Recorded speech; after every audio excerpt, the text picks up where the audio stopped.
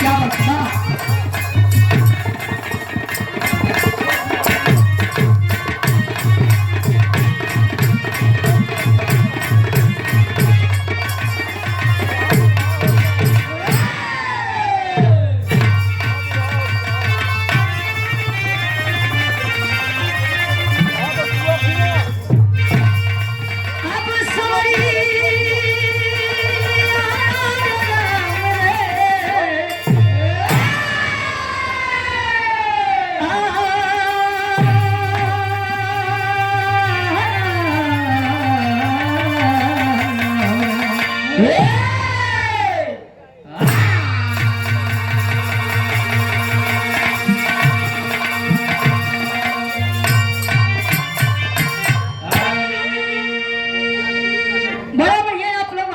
सुना भगवान कन्हैया आए।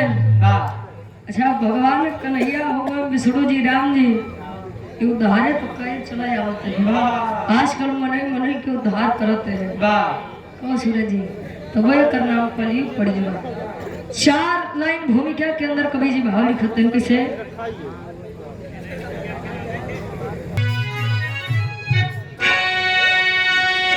भलाई का जमाना न रहा साथियों, करो अच्छा तो आखिर बुरा हो जाता है। थोड़ी सी दौलत शोहरत पा के क्यों आदमी हम में आखिर क्यों खो जाता है। देवी देवता में झगड़ा लगाते फिरे सभी कहते है नाराज चुगलखोर।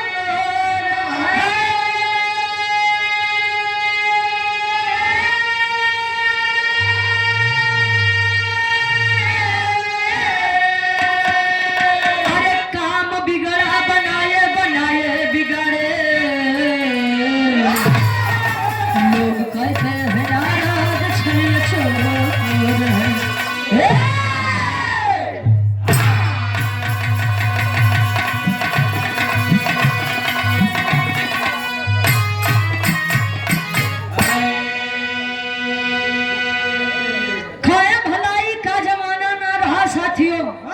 करो अच्छा तो आखिर बुरा हो जाता है।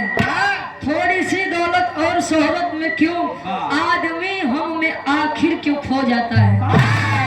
देखो था कुछ आदमी होते ग्राम सभा में समाज में कि अगर वो हाथी मार के तो कानो कान के खबर नहीं हो दी।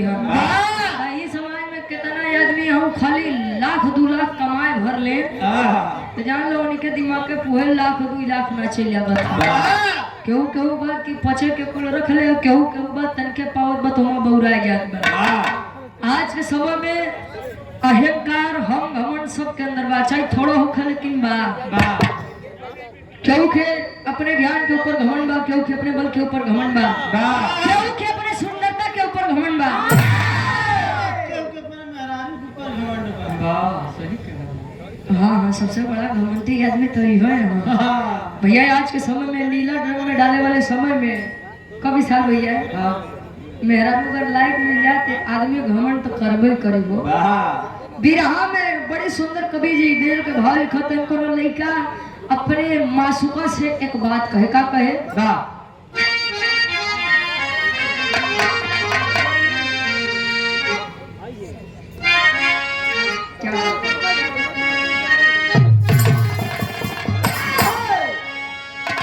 अरे अब मजा नहीं आता, अब मजा नहीं आता। अरे दूर रह के जीने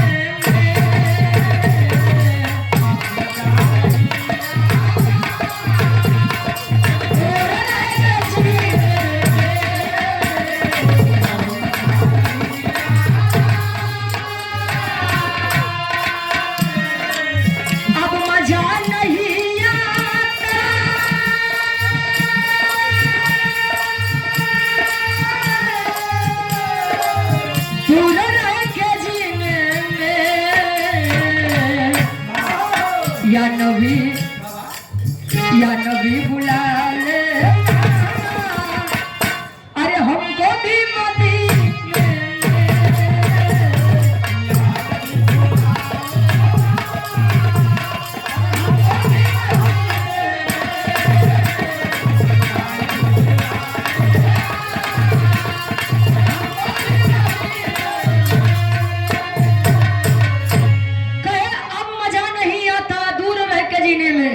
या नबी बुला लेना हमको भी मदीने में। लेकिन अच्छा लोग कहा कि जहिया नारद कुछ न पावे, कुकुर फेंक दी हड्डी लड़ा हुआ है।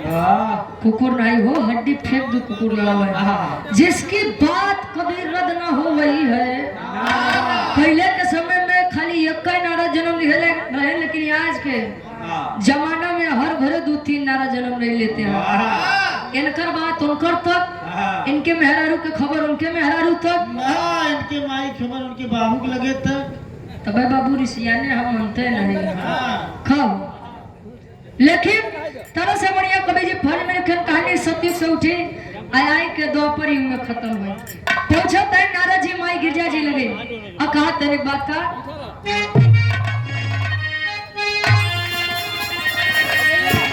अरे एक दिन बोले नारद, एक दिन बोले नारद, अरे भोजन खुद बनाओ।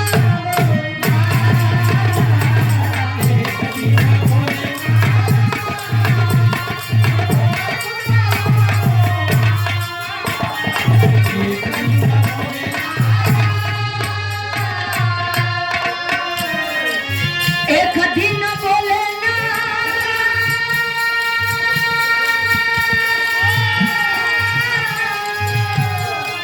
भोजन खुद बनाओ।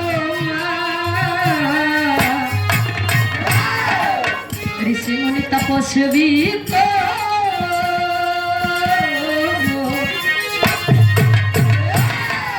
ऋषि मुनि तपस्वी अरे हाथों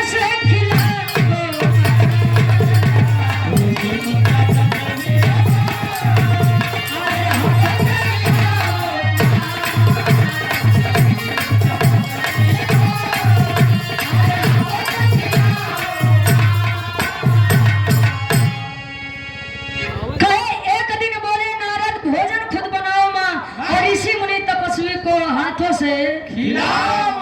पूछे कैलाश पर्वत माई गिरजा जी लगे कहे कि माई माई हो कहे कि बोलो बेटा नारद कहना छै एक बात बतावा। मान ला भगवान भोलेनाथ अवघड़ दानी त रहबे भय उनसे बियाह करे के बाद तुम घड़ाई हो गई है। माई गिरजा जी तोहार जब से यहाँ बियाह भय ई कैलाश पर्वत पे कभो कोनो भोज निमंत्रण करत देखो। कहे मतलब कि हमार माना माई गिरजा जी तो कैलाश पर्वत के उद्घाटन करवाए दा और उद्घाटन में भोज रखा, भोज में 1 करोड़ ब्राह्मण के निमंत्रण भेजा। इतनी बतिया गिरजा माई सुनी तो कहीं बेटवा नारद कहा तो तू ठीक है। भगवान भोलेनाथ समय में वो वर्तमान समय में प्रेजेंट टाइम में कैलाश पर्वत पे नहीं रहे, कहाँ पे रहे क्षीर सागर विष्णु जी लगे। गिरजा जी से नारद जी समझावत हैं, दिमाग लगावत हैं। का दिमाग लगावे एक लाइन गीत लगाते हैं।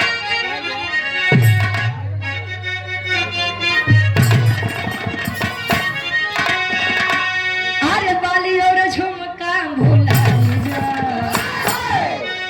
बाली और झुमका भूला जा, रथुनी पगोली चले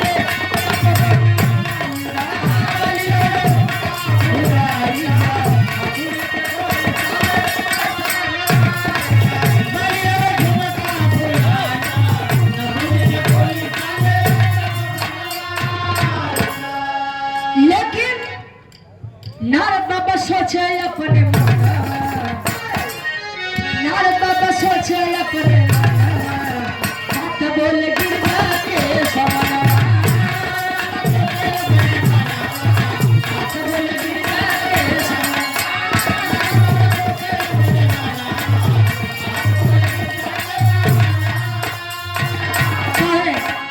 बीड़ा कर तार लेके पहुँच कैलाश हो झगड़ा लगा कैले सत्यानाश हो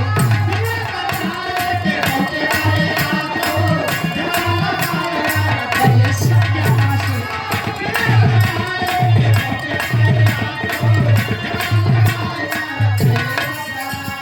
भोला से कहूँ जिनवा आई हो भोला से कहूँ जिनवा बात बोल गिरजा के समा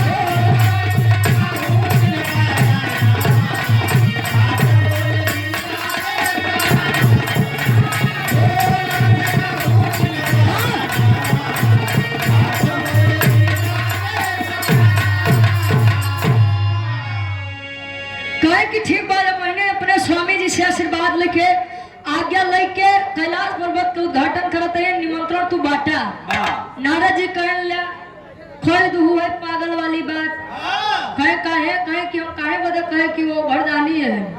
अगर उजान है तो कैलाश पर्वत के उद्घाटन करवावे वाली यहाँ निमंत्रण करवावे वाली है तो जान ले पहले अड़ंगा डाल दी हम खैन तब खैन भगवान भोलेनाथ के काने तक कि कानो कान खबर ना ही जाए के चाहिए है तब कहे कि माई तू खाली भोजन बनावा निमंत्रण बांटे के जिम्मेदारी हमार बा।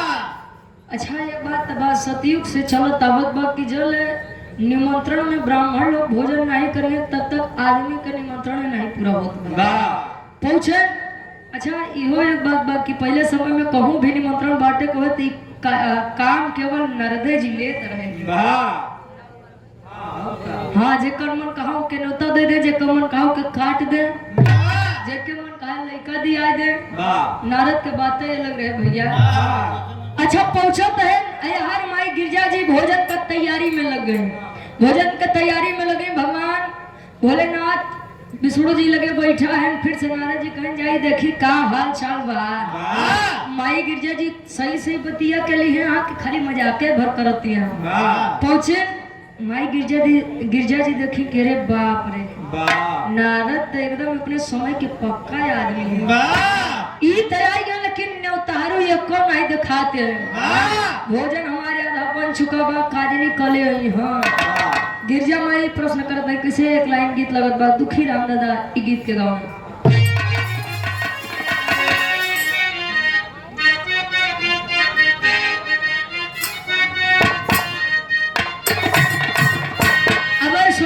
की दुठी नाना जोगिया घोड़वा नहीं यार पेड़वा में घोड़वा बंधवा ले दुठी नाना जोगिया नहीं हम ननद भौजाई के बाद गोबर इमान हमरे उदय राजपासी बाबू जब इनकर दुल्ही आए हुए हैं तो पहले के समय में ये सब इतनी सुविधा नहीं रही का बाबा नहीं देना तो इतना सही सलामत है। एक लाइन कवि जी लिखते हैं सास है और ननद के बाद बा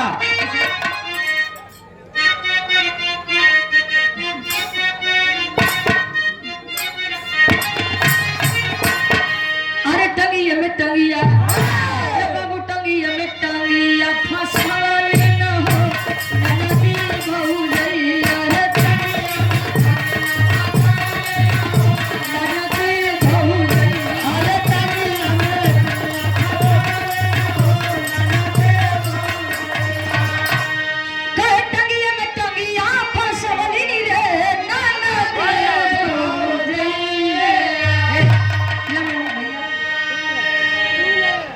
में हमका देखो फिर यहाँ से कहे ऊपर ऐसे डाल के हिलावल न हो ननदी बहु जइया ऊपर ऐसे डाल के अरे ऊपर ऐसे डाल के हिलावल न हो ननदी बहु कहे ऊपर ऐसे डाल के हिलावल रे ननदी बहु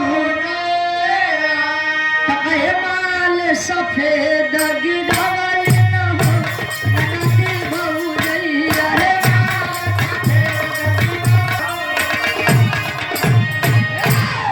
सीढ़िया ढेर ऊंच तनाई बाबा ढेर ऊंच तनाई बा सीढ़िया आ तू नीचे से दे दे भाई टिप्पू हमारे गार्जियन जी उदय राज पासी घर मणिकार साहब खैर दिल के बड़ा नीमन आदमी दिखाते हैं हाँ दिलन का दरिया तब तो हमें दोनों कलाकार के बराबर सम्मान करते हैं।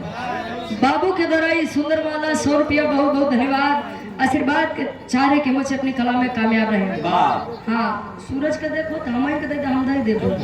हाँ खाए ऊपर से डाल के हिलवली न हो नदी भौजैया। पहले के समय में भोरहरिया 4 बजे उठ के जाता तो जब काकी दादी लोग बैठे गेहूं लेके गेहूं डाल के जब मुट्ठा पकड़ के घुमावे तब हुए सफेद सफेद आटा गिरे तब जाके के कहूँ केहू के गेहूं के आटा के रोटी बने अजय करे बन जाए तो वो ऐसा बताओ दर्शन के तो पहले इतना आजादी नहीं रही हो। लेकिन यहाँ नारद जी जब पहुंचे कैलाश पर्वत माई गिरजा जी लगे भोजन तैयार हो बाद गिरजा माई एक प्रश्न करते ही नारद से का करें।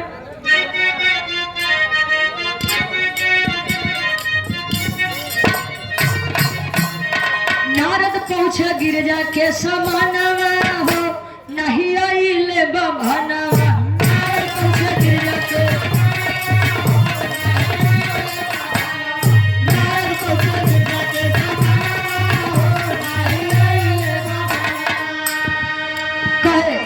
गिरजा माई पूछे तहारू के हाल हो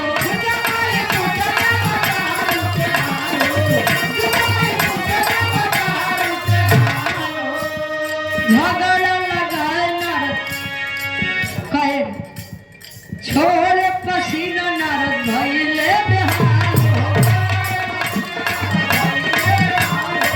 छोड़ पसीना नारद भइले बेहाल। राम आश्रय मिस्त्री जी ये आपके द्वारा 51 रुपया बहुत बहुत धन्यवाद।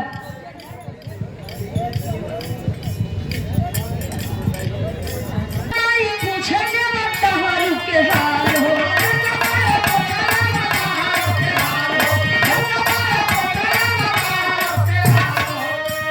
छोड़े पसीना नारद भइले बेहाल हो। छोड़े पसीना नारद भइले बेहाल हो। छोड़े पसीना नारद भइले बेहाल। जल्दी जल्दी जल्दी जल्दी कइले पयाना हो नहीं कइले बहाना। जल्दी जल्दी कइले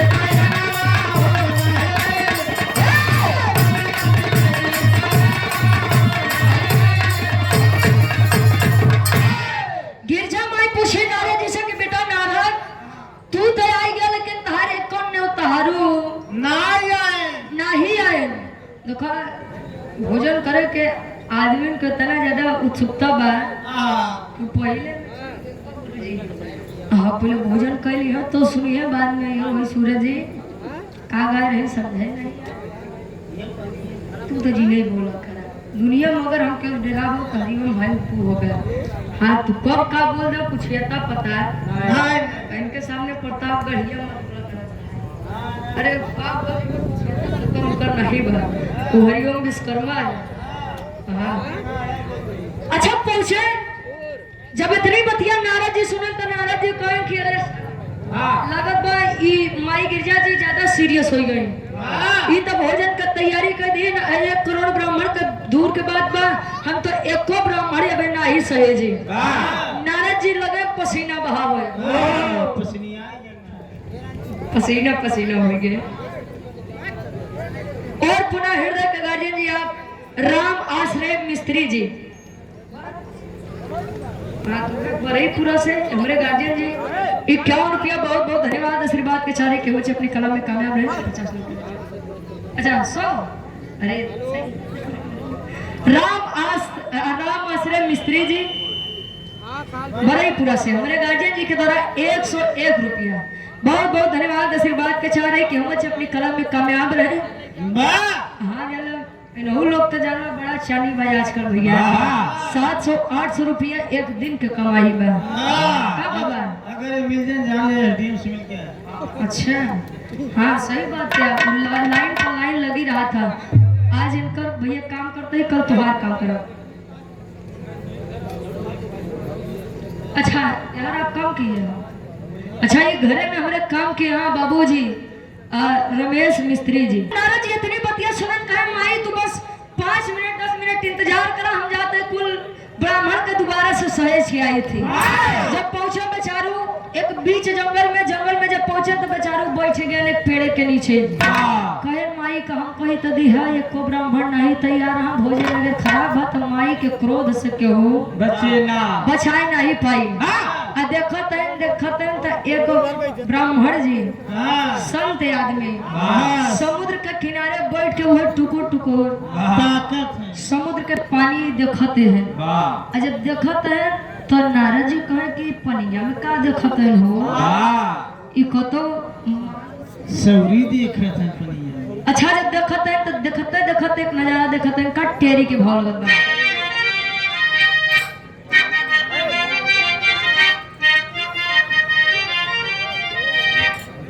भाव लगत बा कैसे?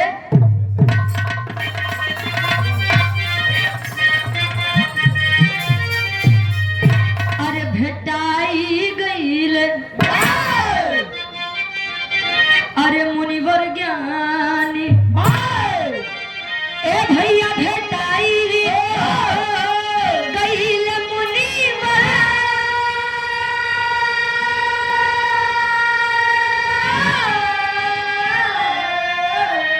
अरे भेटाई गईल मुनिवर ज्ञानी के सांस में पियाले पूरा समुंदर पानी रो पानी रो पानी।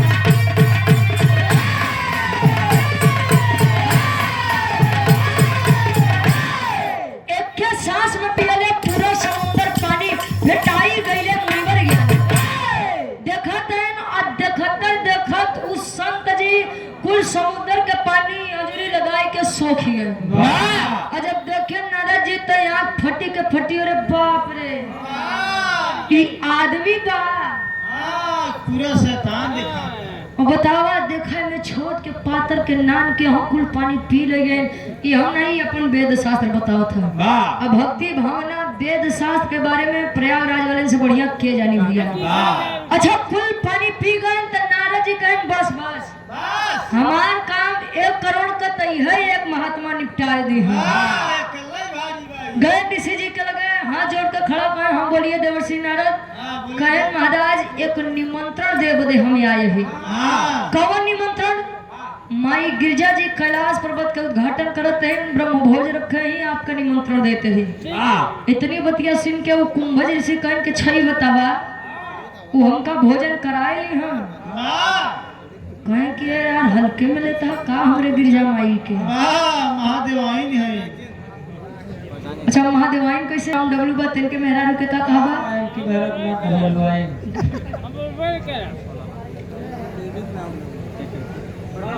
बड़ा बतिया वो कुंभज ऋषि के सुने कहीं सुनो बताओ तो कि निमंत्रण के भेजे बा तोरे बदे।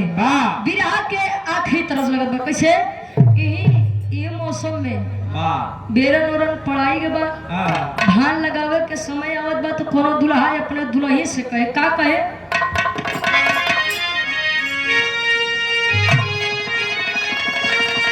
अरे धान रोप धनिया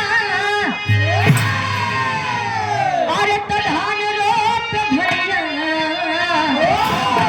आवा चली धान रोप धनिया आवा चली धान रोप धनिया तरी माझी बरस पनिया आवा चली धान रोप धनिया।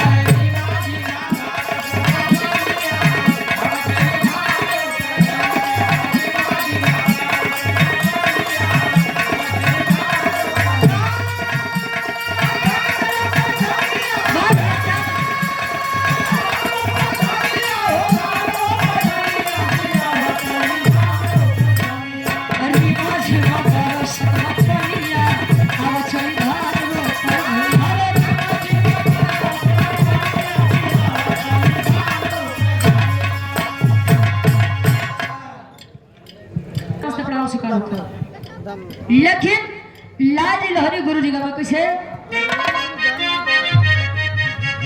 अरे झूलनी उतार ले बहरनिया झूलनी उतार ले बहरनिया अइबू भोरे खुआना पे पनिया झूलनी उतार ले बहरनिया।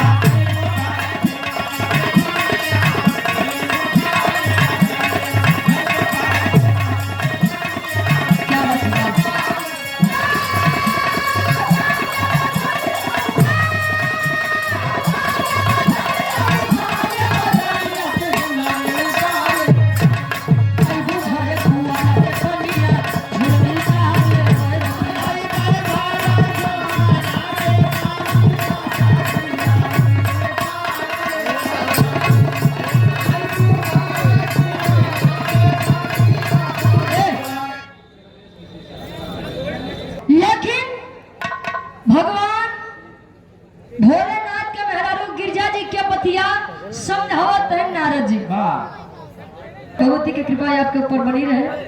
ए भैया नारद जी बतावत है कुंभज ऋषि के का बतावे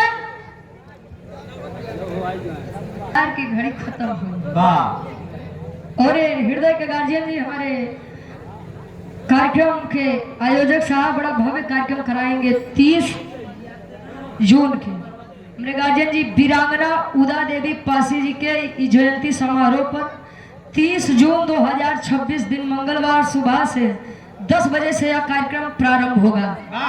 कौनी जगह बिरगापुर तिराहा मंडौर जगतपुर हनुमानगंज प्रयागराज में, जिसमें बिरहा जगत के बड़े अच्छे कलाकार बड़े सुंदर कलाकार रवि शंकर देहाती जी गोरखपुर से, धर्मेंद्र सोलंकी जी देवरिया से, रुचि यादव प्रतापगढ़ से यानी और भोजपुरी के बड़े अच्छे कलाकार हैं। मुलाकात भी हुई है भदोही की धरती पर राजेश परदेसी जी गोपीगंज और भोजपुरी गायिका खुशबू राय वाराणसी से।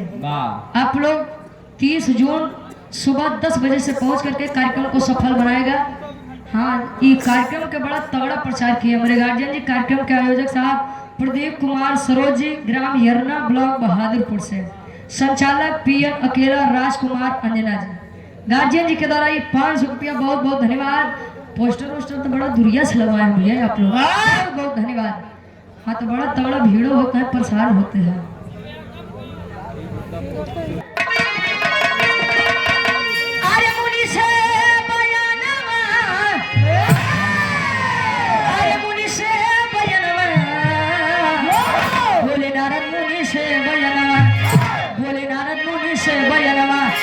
गिरजा घर करो हो जाना बोले नारद मुनि से बजना।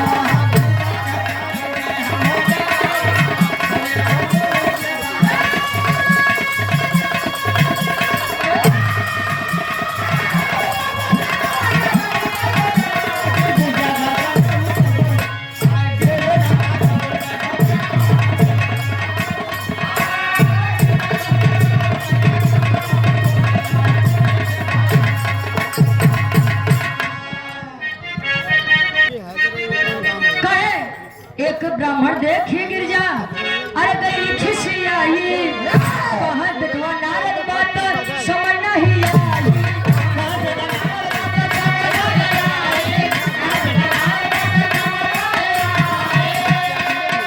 बोले नारद मुनि से बयाना बोले नारद मुनि से बयाना केहू ना देखा बसना बोले नारद मुनि से बयाना केहू ना देखा।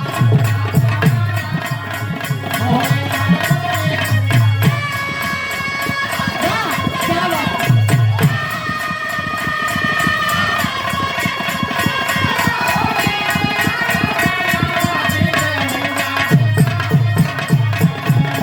केहू ना देखा बसना बोले नारद मुनि से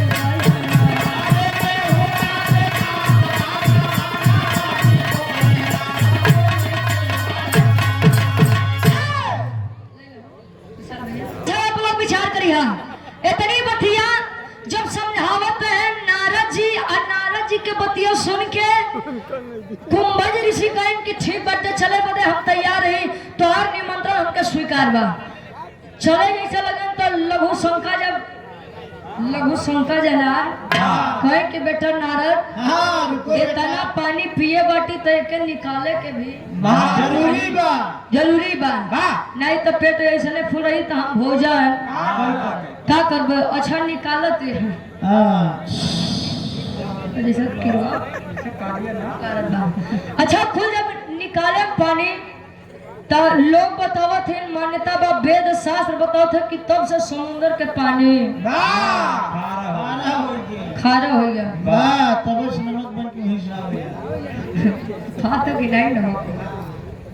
अच्छा जब पहुंचे कैलाश पर्वत पे माई गिरजा जी एक ब्राह्मण को देख के ऋषि आए कहे कि नारद तुम्हारा दिमाग में खराब है। धन्यवाद। गिरजा माई एक ब्राह्मण को देख के दूसरी आ गई कहीं नारद तुम्हारा दिमाग खराब बाबा भोजन 1 करोड़ ब्राह्मण को दे बनवाया है। निमंत्रण करे खाली एक ही पातर के आदमी आए बा कितना खाई हूँ ज्यादा से ज्यादा 2 4 10 कचौड़ी और कितना खाई माई गिरजा जी के बतिया सुन के नारद जी कहने माई एक बात बताई कि मोट आदमी देख के कबो डेरा मत और पातर आदमी देख के कबो भीड़ा मत। अब तू भोजन करवाओ ये कचौड़ी खाइए कि 10 करिए कि कुल खाए जाइए इनके ऊपर निर्भर करत बा। अच्छा एक पत्तल में 2 कचौड़ी सजाए के जब लेके आई तो तेरे में कुंभज ऋषि गुस्सिया के उठ गए कहे नारद अरे नारद या तो हमार बेइज्जती करा बदली आई क्या यहाँ ये 2 कचौड़ी कहाँ ले जाई तो दतवे में अटक जाई दांत के जो कम हो पापड़ के भाव लगत बा कैसे हाँ एकदम बोले देखा अरे कुंभज ऋषि करे जब भोजन मानव व्याकुल बा अरे कुंभज ऋषि करे जब भोजन मानव व्याकुल बा जमाई सोचते ही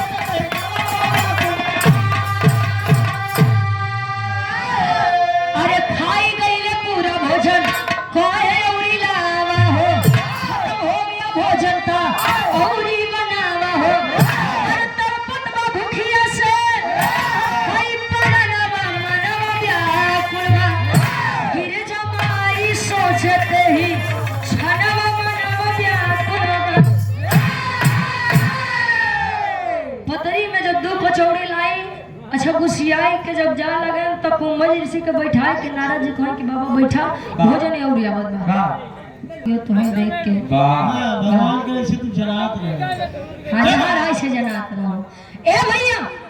अच्छा पूछन यार माई गिरजा कचौड़ी लेके आवा तो पूरी खत्म अब पूरी लेके आवा तो सब्जी खत्म। अच्छा जवान गिरजा माई जल्दी जल्दी आवा जा बहरे अब गिरजा माई एकदम जान ला बैटरी स्विच बैटरी जवान जल्दी जल्दी हम जान ले एक कदम सोच सोच रखत है कि नरदा कौने मनई के लिए आए के चली आए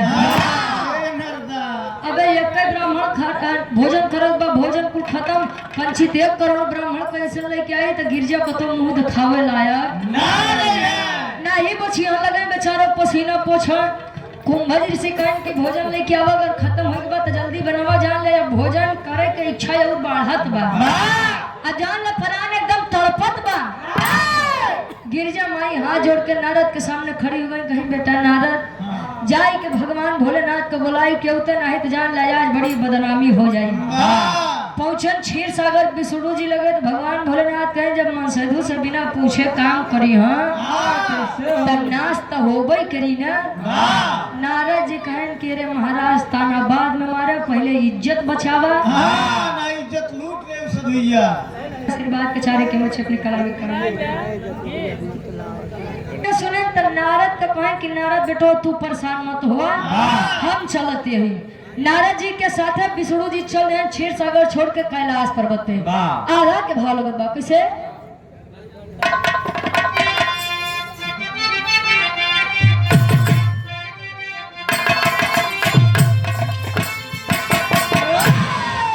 अरे होई अपमान तब सोच बोला दानी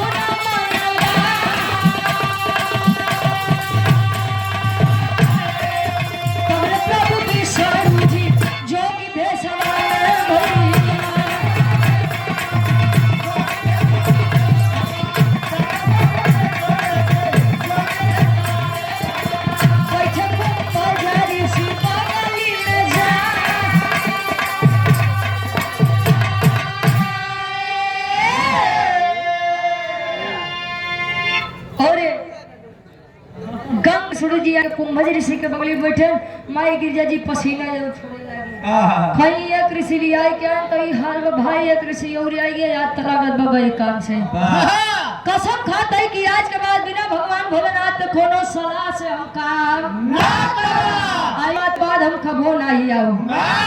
विष्णु जी सारा दिन रे गिरजा जी परेशान मत हो, हम यही खाली 2 कचौड़ी भर लेके आवा। 2 कचौड़ी लेके आए, एक कहीं वाला मुंह में डाले, लगन ढकार मारे। सुनील कुमार गौतम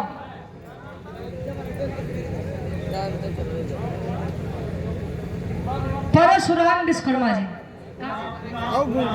डुड़हा से इतनी वाला करें तले लगन ढकार मारे पाएं बस बस लगन पेट सोडावे कहन गिरजा हमार भोजन होई गया मुझे बस कहे हमार भोजन होई गया कि इनके करावा अच्छा लगे हाथ धो कहन अच्छा एक बात बताओ कुंभर बड़ा निर्लज आदमी हाथ हुआ बड़ा बेहया दिखात है।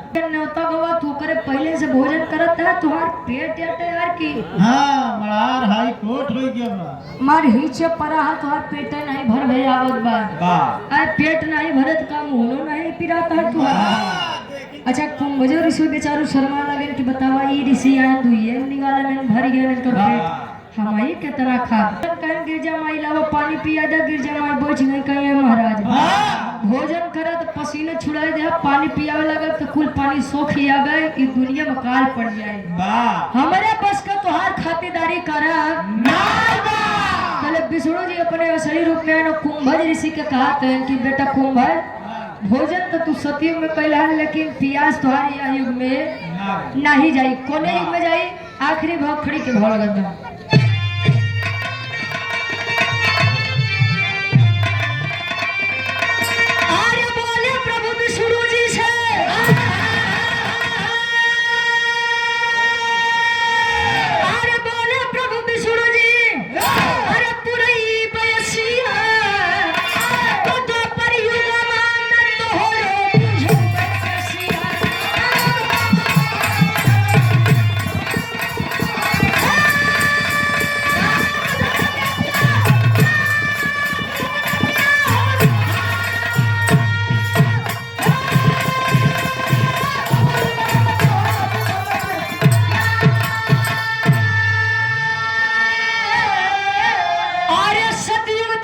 आई तो अपने समैया तनक पे रो मर धन उठावले कन्हैया